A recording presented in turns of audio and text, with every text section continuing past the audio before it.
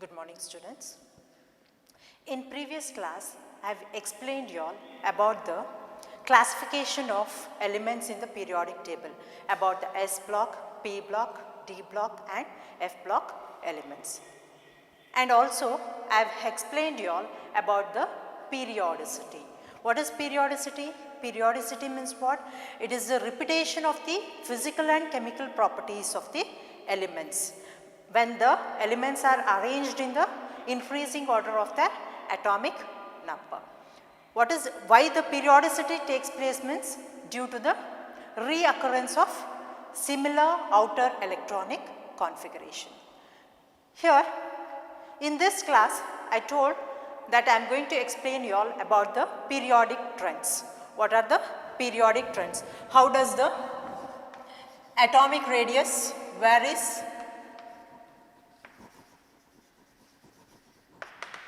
in a periodic table? In the periodic trend, first I am going to explain you all about that is atomic radius. What is atomic radius? First I am going to explain you all about atomic radius.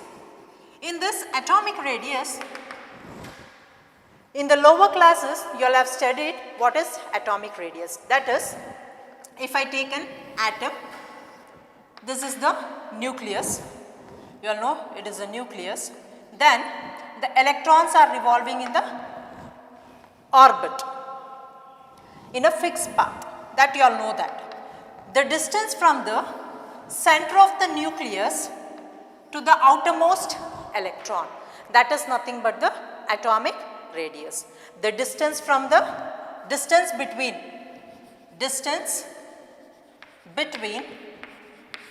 center of the nucleus to valence electron is called as what? Atomic radius.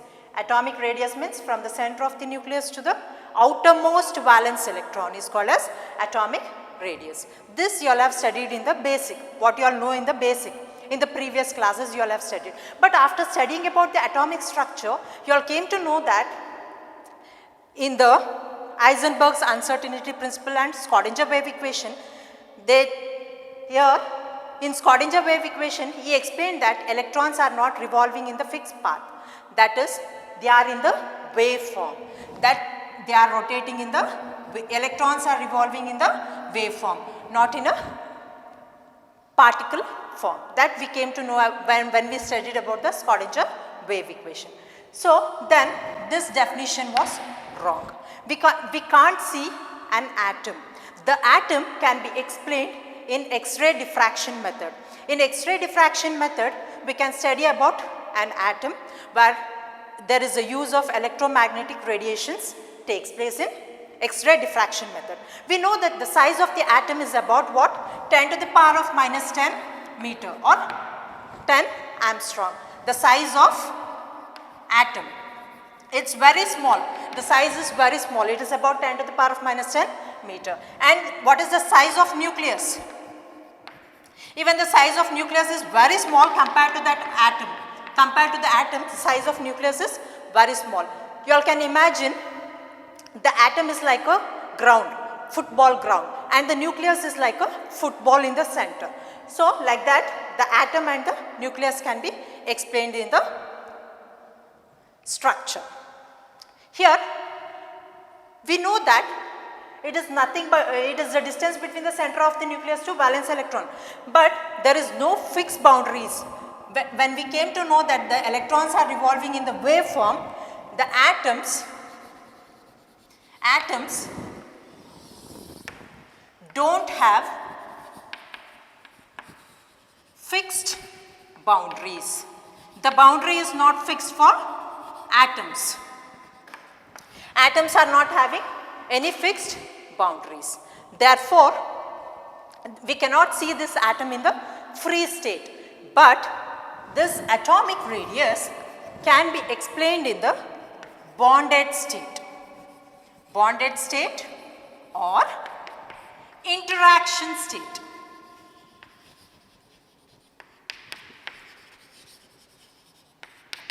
Here the atom can be explained in the bonded state or interaction state.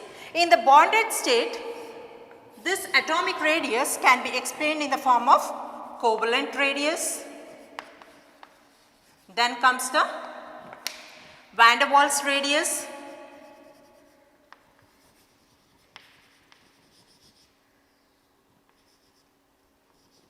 Then third is metallic radius, and the fourth one is ionic radius. So let's discuss each one by one and also know about its trends in the periodic table. Coming for the covalent radius, first one is covalent radius. Here, what do you mean by covalent radius? How the covalent bond takes place in any molecules? Here, this is one atom, atom A, and this is another atom, atom B.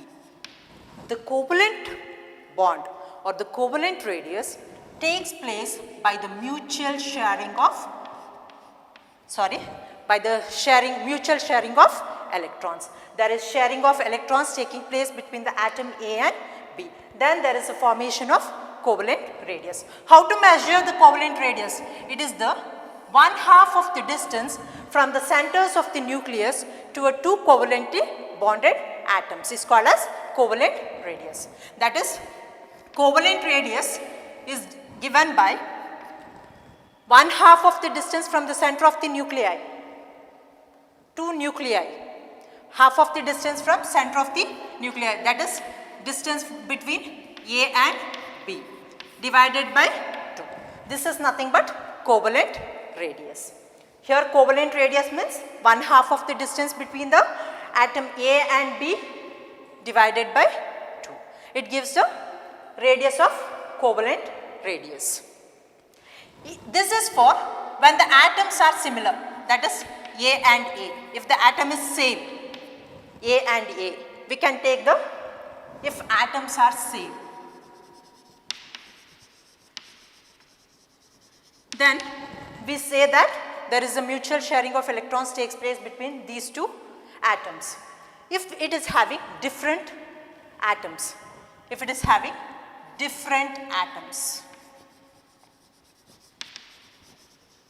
here, can the covalent radius takes place in different atoms? Yes, there is a formation of covalent radius taking place in different atoms. That is, there is two conditions for the taking place of covalent radius. First condition is electronegativity should be same. They should have a same electronegativity. Electronegativity should be same. That is, what do you mean by electronegativity? Should be same means if the atom, the tendency of an atom to attract the electron should be same.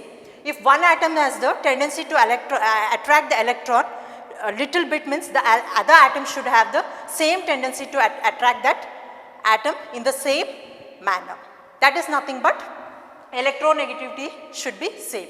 If I take a methane, in methane, the electronegativity between them is same.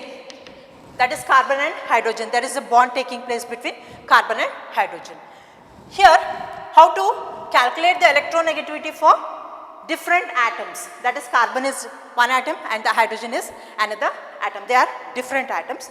Here the electronegativity is same means how to calculate the covalent radius? That is by taking the distance of A and B.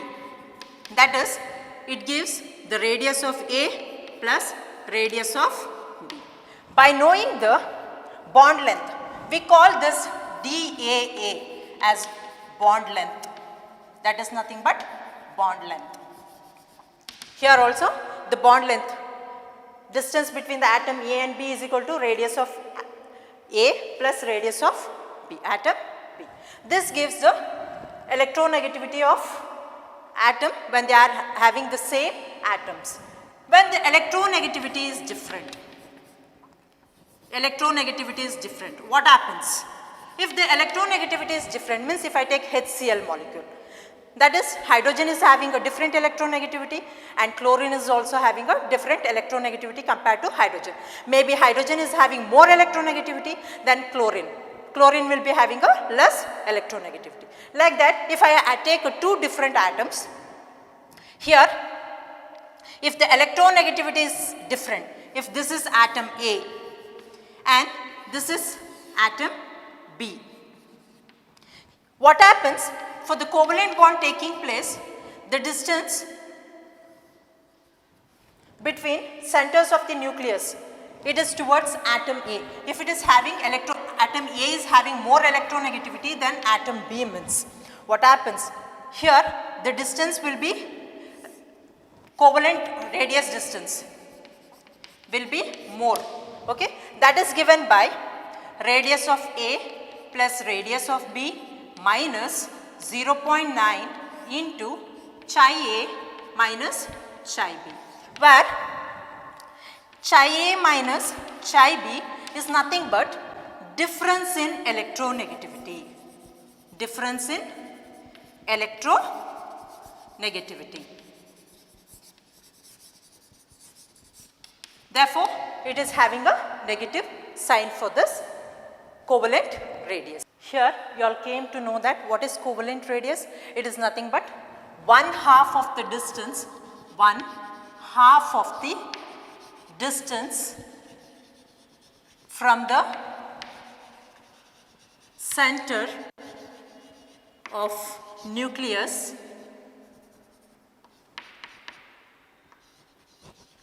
to two covalently bonded molecules. To two covalently bonded molecules. Covalently bonded molecules is called as covalent radius. Okay. Here covalent radius means it is taking place by mutual sharing of electrons.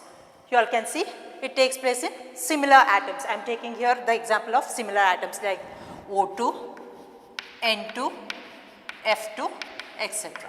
For these molecules, that is same atoms or same molecules, it takes place between the same molecules. In different atoms means if the electronegativity, there is two conditions, even the covalent radius takes place in different atoms also, but two conditions are there. If the electronegativity is same means what happens? The distance is measured. If the electronegativity, both having the same electronegativity, the distance between these is given by the bond length, that is dAb is equal to radius of A plus radius of B. Then if it is having a different electronegativity, if I take the HCl example, that is hydrogen is having more electronegativity compared to chlorine, then what happens? How to measure the bond length? The bond length is given by Ra plus Rb minus 0.9 into chi A minus chi B, where chi A minus chi B is nothing but difference in electronegativity.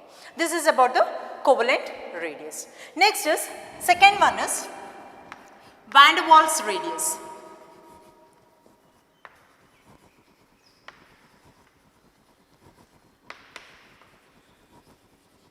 Van der Waals radius means what?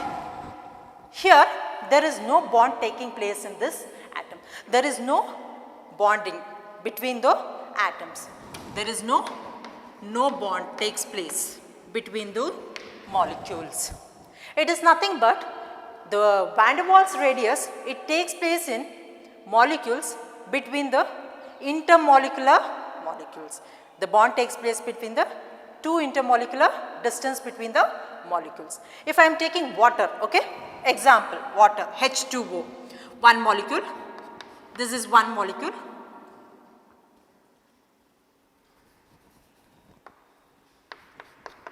of water, then another molecule of water is here. Here the distance between them, these are bound together by some force, okay, it is bound together by some force. That force is nothing but what? Van der Waals radius. The force is nothing but van der Waals radius. They are bound together by some force, that force is nothing but a van der Waals radius. If I am taking a different, if I want to calculate the van der Waals radius, how to calculate the van der Waals radius? that is 1/2 of the distance from the centers of the nuclei of two bonded neighboring molecules gives the van der Waals radius. That is, if I want to calculate the radius, van der Waals radius of molecule B, that is AB, then BA, then AB. If I want to calculate the van der Waals radius of B, then to calculate the van der Waals radius of BB molecule, how to calculate here? Van der Waals radius of BB is calculated by what? That is distance of BB divided by 2 gives the van der Waals radius. Van der Waals radius is given by distance, that is bond length between B and B divided by 2 gives the van der Waals radius. And also if I want to calculate the van der Waals radius of A, that is van der Waals radius of A, distance between AA divided by 2 gives the van der Waals radius, that is DAA by 2 gives the van der Waals radius. It is nothing but a 1/2 of the distance from the centers of the two nuclei which are bounded to the neighboring molecules. There is a gap between the atoms. You all should see that there is certain gap between these two molecules. There is a gap in between them. That force is nothing but van der Waals radius. Now it will come to your mind whether the van der Waals radius is greater than covalent radius or covalent radius is greater than van der Waals radius. When you see the covalent radius, here the covalent radius takes place by what? The sharing of electrons. That is, covalent radius takes place by sharing of electrons. This is nothing but covalent radius. Van der Waals radius, in van der Waals radius you all can see, that is if I take a hydrogen and hydrogen, the distance, that is 1/2 of the distance from the center of the two bonded molecules, neighboring molecule is taken, that is H2 divided by 2 gives the van der Waals radius. The distance between this radius is small compared to this. One important point in van der Waals radius is this van der Waals radius takes place in neutral atoms. They take place in neutral atoms. So the van der Waals radius is used in noble gases or inert gases. It takes place in noble gases or inert gases. You all know that the noble gases or inert gases, they do not form bond between them. If I take a helium, one helium atom, the other helium atom. This is one atom and this is another atom. The distance between these two is given by what? The van der Waals radius. He, distance of two helium molecules divided by 2 gives the van der Waals radius. This is one of the use of van der Waals radius in noble gases. When I take this is the covalent radius and this is the van der Waals radius. In this, which is having a greatest radius? You all can see there is a gap in between. Here the sharing of electrons takes place. So the distance between the nucleus is less compared to this. Therefore, van der Waals radius is greater than covalent radius. Now coming for the periodic trends. So in the periodic trend, we will study what happens along the period and down the group in the periodic table. Along the period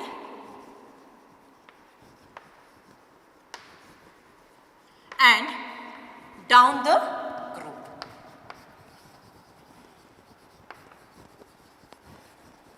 What happens to atomic radius? Along the period means what?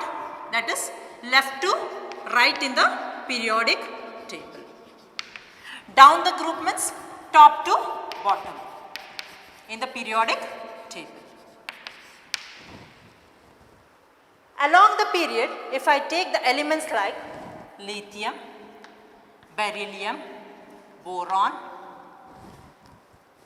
carbon, nitrogen, oxygen, fluorine. Okay. Here the atomic number of this lithium is what? The atomic number is what? 3, 4, 5, 6, 7, 8, 9. The atomic number is indicated by what? Symbol Z. This is nothing but atomic number. Atomic number means what? It tells about the number of protons. It tells about the number of protons, or number of neutrons is nothing but it tells about the nuclear charge. The technical term is nuclear charge here. Number of protons or number of neutrons in any atom is given by the nuclear charge here. When I take the nuclear charge, here in this, the number of shells is, that is 1, 2 or 2, 1, 2, 2, 2, 3, 2, 4, 2, 5, 2, 6, 2, 7, then that is neon is 10, 2, 8. In this, you all can see here the number of subshells or the orbitals. They are having 2 orbitals. Each are having the 2 orbitals. Each are having 2 orbitals. But how can I find the atomic radius? How can I vary by its nuclear charge? That is, nuclear charge means it tells about the number of protons that are present in an atom. If I take this lithium, how many protons are there? There are 3 protons in this lithium.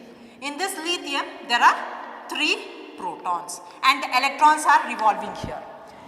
If I take fluorine, how many protons are there? 9 protons are there and the electrons are revolving here in the orbit. Here, these 3 protons attracts the electrons towards itself, and this 9 protons also attracts electrons towards itself. Here, there are more number of protons, the attraction of electrons will be more. So what happens? It decreases the size of the atom. Therefore, when we move along the period, what happens? The atomic radius decreases. The atomic radius decreases. There is decrease in the atomic period as we move from left to right in the periodic table due to the number of protons or the nuclear charge. As the nuclear charge increases, what happens? Atomic radius decreases. There is decrease in atomic radius taking place. Coming for down the group. If I take hydrogen, lithium, then sodium and potassium. Here, coming for the electronic configuration, 1 subshell, 2 subshell, 3 subshell, 4 subshells. There are 4 subshells, that is K, L, M, N. When it is moving from top to bottom in the periodic table, when it moves from top to bottom in the periodic table, you all can see there is increase in the number of shells. Shell number increases. So what happens? If the shell number increases means automatically this shell will be 1 here, 2, here it is having 3 shells and it is having 4 shell. Therefore, this will be having more nuclear charge, that is atomic radius compared to this. So what happens? The atomic radius increases when it moves from top to bottom in the periodic table. This you all have learnt in the previous classes. Now coming for the exceptional cases. What are the exceptional cases that is taking place in the periodic table? Exception. Exceptional cases. Coming for first period. You all know that in the first period, that is from hydrogen to helium, actually there should be decrease in atomic radius. You all know that when we move along that is period, what happens? The atomic radius decreases. But here in this case, the exceptional case in period number 1, that is helium has more atomic radius compared to hydrogen. Why? The reason is It is having van der Waals radius. Van der Waals radius. But hydrogen has what? Covalent radius. So you all know that van der Waals radius is greater than covalent radius. Therefore, this is one of the exceptional cases in first period. Coming for the second period elements, that is from lithium to neon. Lithium, beryllium, boron, carbon, nitrogen, oxygen, fluorine and neon. In this, what happens? Actually, the atomic radius should decrease. But from lithium to fluorine, there is a decrease in atomic radius. The atomic radius, what happens? Decreases. But coming for this inert gas or noble gas, that is neon,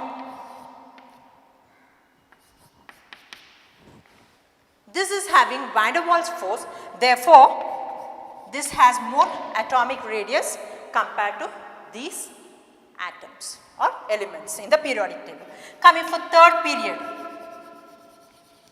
In the third period, you all know that the elements comes from sodium, that is sodium, magnesium, aluminium, silicon, phosphorus, sulfur up to argon. Here what happens? The atomic radius should decrease here, but up to chlorine the atomic radius decreases, but after chlorine what happens? The atomic radius of argon is greater than that of sodium, because due to presence of van der Waals radius in this argon, that is noble gas or inert gases. Second exceptional case is in D block elements. You all know the D block elements, that is 3D series, scandium, titanium, vanadium, chromium, manganese, iron, cobalt, nickel, copper and zinc. That is atomic number from 21, 22, 23, 24, 25, 26, 27, 28, 29, 30. Actually, here what happens in these elements? The atomic radius of these decreases as there is increase in the nuclear charge. But coming for these elements, the nuclear charge is balanced with the atomic radius. So here what happens? Atomic radius is constant here. They become constant. But coming for these elements, the atomic radius increases. Why it happens like this in this D block elements? Let's come to know about it. Here you all know that the outer electronic configuration of scandium is what? 1s2, 2s2, 2p6, 3s2, 3p6, then 4s2, 3d1. That is 4, 10, 18, 20, 21. 21 is the atomic number. So what happens here? It is nothing but 3d1 for scandium. For titanium, 3d2. For vanadium, 3d3. For chromium, 3d5. I have explained you all that this is the having a exceptional case, that is chromium. So it takes 3d5 because it is having half-filled electronic configuration, so it becomes stable. Then coming for this 3d5, 3d6, 3d7, 3d8, 3d10 for copper.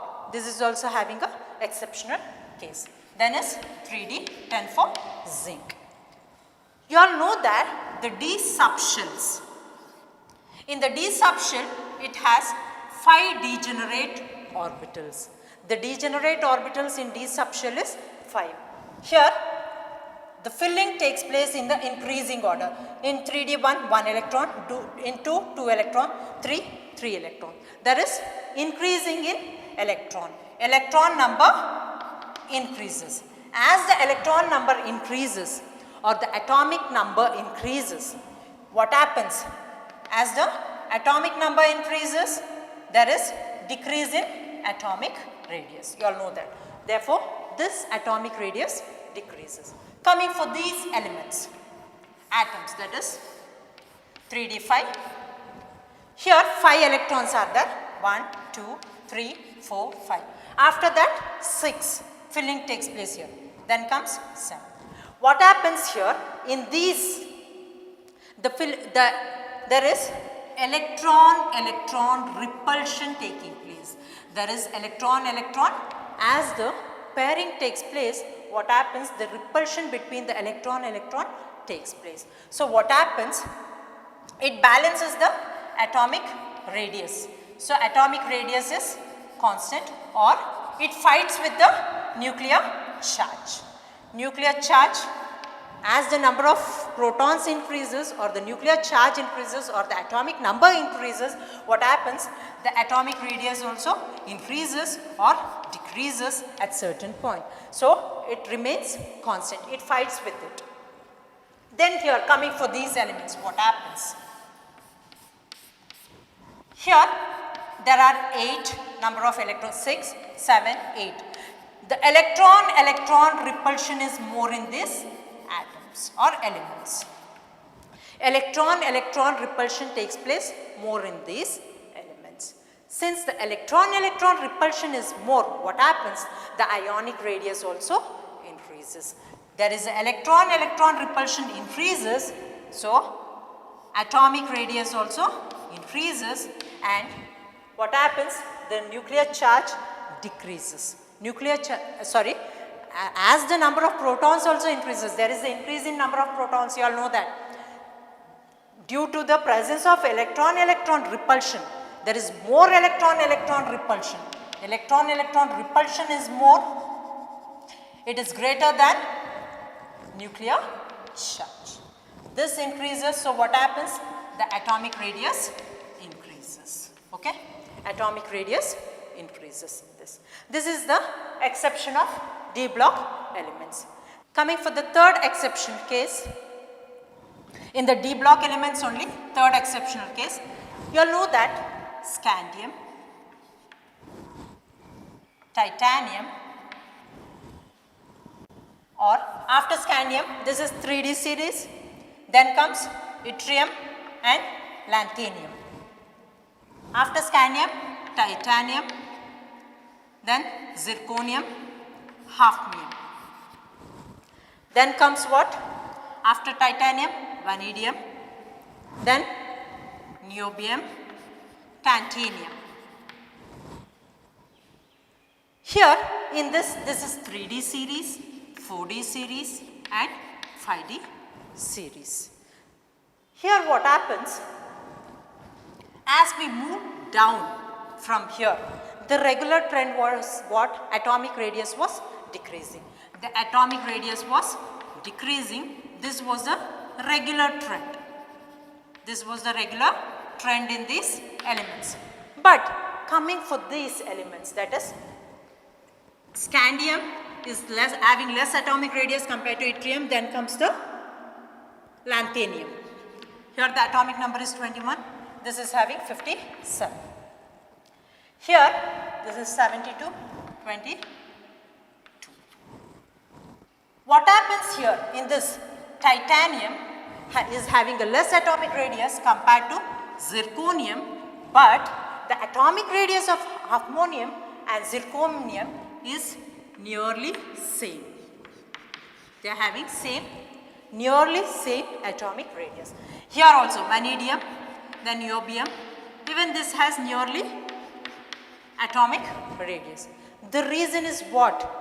The elements which comes from 58 to 71. The elements that are placed in the periodic table in the F block elements, that is due to lanthanide contraction, that is 58 to 71.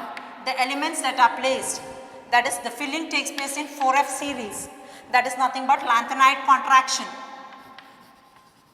Here there is a taking place of lanthanide contraction.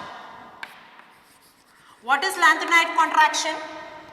In the F subshell, we all know that the F subshell is poorly shielded and it does not shield effectively itself. The electrons are not effectively shielded in the F subshell because due to its shapes, it is having a 8-folded structure. I will explain why it is having a less atomic radius by knowing the screening effect. Here the new term is screening effect. Screening effect. I am taking a multi-electron system. It is a multi-electron system. You all know it is a nucleus in the center. There is a multi-electrons here in a multi-electron system.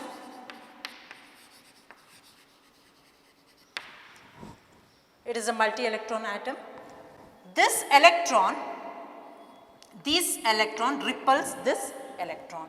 The inner electron repels the outer electron. But the outer electron is attracted towards the nucleus. The outer electron gets attracted towards the nucleus, but the inner electron repels the outer electrons. Here this inner electron acts as a shield. We call it as a shielding effect or screening effect. This effect is called as a screening or shielding effect. This inner electron acts as a shield and here this electron is bound tightly towards the nucleus. So this outer electrons is less effectively shielded compared to the inner electron. Outer electron is less effectively shielded. Why? You all know that the S subshell is it is having more shielding effect or screening effect compared to P, then comes D, then comes F. Here the S subshell which is near to the nucleus, the S subshell which is near to the nucleus is shielded more effectively than the F subshell. Why? The reason is shape. The shape of this subshell. The F subshell is having 8-folded structure. Here you all can see that it's having a F subshell is having a 8-folded structure. So that what happens, this F subshell is not shielded effectively. It has a poor shielding effect.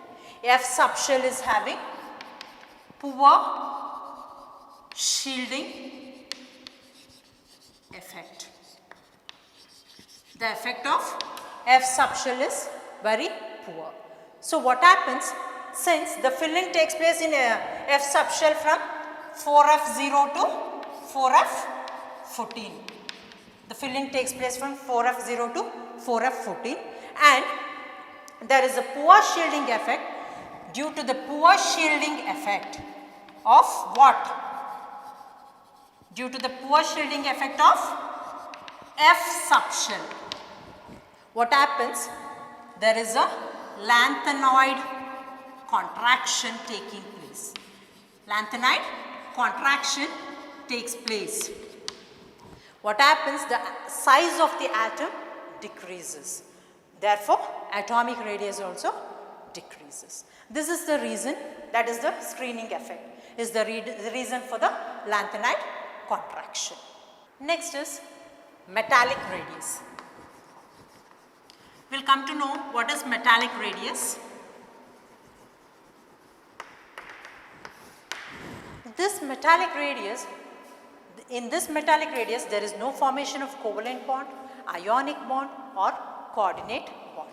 In metallic radius you all know that the radius takes place between what? Between two metals. Distance between the two metals is nothing but metallic radius. If I want to know about the covalent radius, means there should be sharing of electrons. In ionic radius one should be a metal and the other should be a non-metal. And in coordinate one donates and accepts. So here there is no formation of covalent radius or that is ionic radius or coordinate radius. There is no bond formation of coordinate bond, ionic bond or coordinate bond, covalent bond or ionic bond. There is no formation of ionic bond, covalent bond or coordinate bond in this metallic radius. Why? Imagine that I am taking a metal rod, iron metal rod. You all know that the atoms in the metal are arranged in what? 1D series or 1D or 2D or 3D. It is arranged in 3D series. You all know that the metal is arranged in 3D series. 3-dimensional space. The metal is arranged here. And in this metal, there is free electrons revolving around. The electrons are freely revolving around this metals. Electrons are revolving freely in this metals. Here, if I take a metal, two metals, electrons are, this is the center of the nucleus, electrons are revolving around this orbit, freely they are rotating. What happens? This electrons, when it is freely rotating, it holds the nucleus of this atom also and this atom also, this atom also. So, all the way it is bound together. So, what happens? How to calculate the metallic radius? It is the distance from the center of the two nuclei of two metals, that is dmm divided by 2 gives the metallic radius. It gives the metallic radius, that is bond length of metal to metal divided by 2 gives the metallic radius. I have explained to you all what is covalent radius, van der Waals radius and metallic radius. From this, which is having more means compared to metallic radius, whether the van der Waals radius is stronger or the radius of covalent radius is more. Let us see. Here you all know that the covalent bond is formed by what? Covalent radius is formed by sharing of electrons. There is sharing of electrons taking place in covalent radius. In van der Waals radius, there is, if I take a molecule, the distance between these two is taken as the van der Waals radius. Then comes the, that is distance from the center of the two nuclei. This is nothing but what? It is nothing but metallic radius. And then comes the covalent radius. So, van der Waals radius is greater than metallic radius is greater than covalent radius. This is about the covalent radius, van der Waals radius and metallic radius. Next is, let's come for ionic radius. Fourth one is ionic radius. What is this ionic radius? I am taking an atom, okay? I am taking an atom here. From this atom, I am removing an electron. One electron is removed. If one electron is removed, what happens? I am taking an atom. Then there is a formation of cation taking place. It becomes a cation, the atom becomes cation and the electron is removed.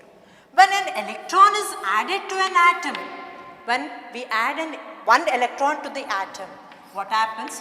It becomes an anion. It becomes anion. See here, the anion size is greater than atom, neutral atom, and this atom size is greater than cation size. How? We'll see now. If I take one single atom, imagine this is an atom, this is the nucleus and the electrons are revolving in this atom. Different electrons are present here. If I am the attraction of these electrons from the nucleus is more here. It attracts all the electrons here. The nucleus is attracting these electrons. When one electron is removed from this, what happens? there is the formation of cation taking place, and the effectiveness of the charge, that is nuclear charge, is more for the remaining electrons. Therefore, what happens? Size of cation decreases. Cation size decreases compared to the neutral atom, because we are going to remove one electron from it. If I remove the one electron, the attraction of the nuclear charge will be more for other electrons. So what happens? It pulls the electron towards itself. The greater force is applied to it, so the atom size decreases, therefore the cation size is less. Then if I take an atom here, in this atom, if it's having more number of electrons, think here, it's having 4 electrons here. If one more electron is added, here there is a nuclear charge taking place between these electrons and nucleus. But one more electron is added means what happens? The charge distributed, the nuclear charge, effective nuclear charge of these electrons decreases, because there is the addition of one more electron taking place. If there is a decrease in the charge of the nuclear charge decreases for other electrons, what happens? The size becomes large. Atom size becomes large. Therefore, anion size is more, it increases.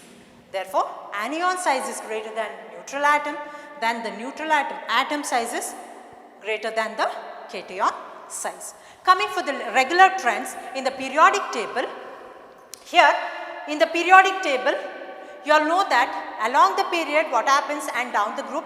Coming for the regular trend in the periodic table, you all know that along the period and down the group, what happens in the periodic table? Along the period and down the group. You all know that along the period, the atomic radius, what happens? Decreases, and down the group, atomic radius increases. This was a regular trend which you all observed in the previous explanation. This is applicable if it is having same number of electrons. If the electron number is same as this is applicable. If it is having Na plus, same charge, if it is having a same charge, then it is applicable. If it is having the same charge, it is applicable. If I take Na plus, Mg2 plus, Al3 plus, is this applicable for these elements? No, I can't think here along the period and down the group, because the charge is different here. If I take lithium, sodium, potassium, rubidium, I can easily say here the shell number increases, what happens? Rubidium is greater than potassium, then comes sodium, and then comes lithium. Here the shell number increases. This can be explained easily, but here the charge is different here. I can't explain here. What happens? For this, you all should know about the isoelectronic species. We'll come to know about the isoelectronic species. What is this isoelectronic species? Isoelectronic species means the species which is having the same number of electrons. Same number of electrons is called as isoelectronic species. I'll explain here what is isoelectronic species. Here I am taking an example here in this question, that is oxygen.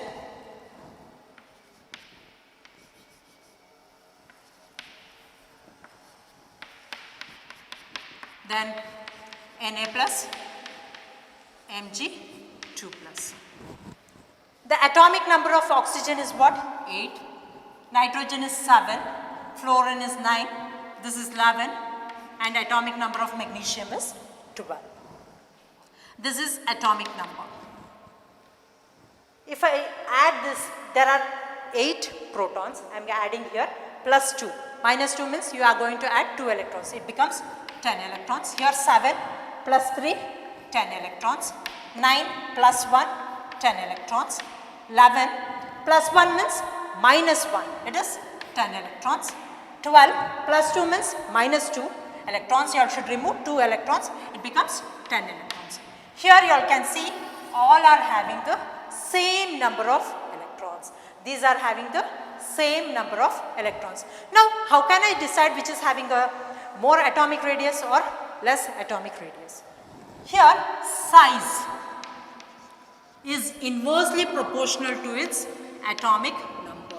This is the rule for the isoelectronic species. Size is inversely proportional to its atomic number. Here, coming for the atomic radius or ionic radius, when I take the ionic radius, which is having the less or the more, which is having the more atomic number. Which is having more atomic number? Magnesium. It has less ionic radii. That is nothing but size is inversely proportional to its atomic number. Therefore, magnesium is having a less atomic radius or ionic radius then comes sodium, that is next is fluorine, then oxygen, then nitrogen. Here the atomic radius, coming for the atomic radius here, what happens? Magnesium is having a less atomic radius compared to sodium, then comes fluorine, then comes oxygen, and then comes nitrogen. This is the explanation for isoelectronic species. You all should know that the rule for the isoelectronic species is size is inversely proportional to its atomic number. As the atomic number increases, the ionic radii decreases. Okay? As the atomic number increases, the ionic radii decreases. You should see the atomic number. Which is having the more atomic number, the ionic radii of that will be less. Okay? This is the explanation for isoelectronic species. In the next class, I will explain the method how to determine the ionic radius by Landé's method. Thank you, students.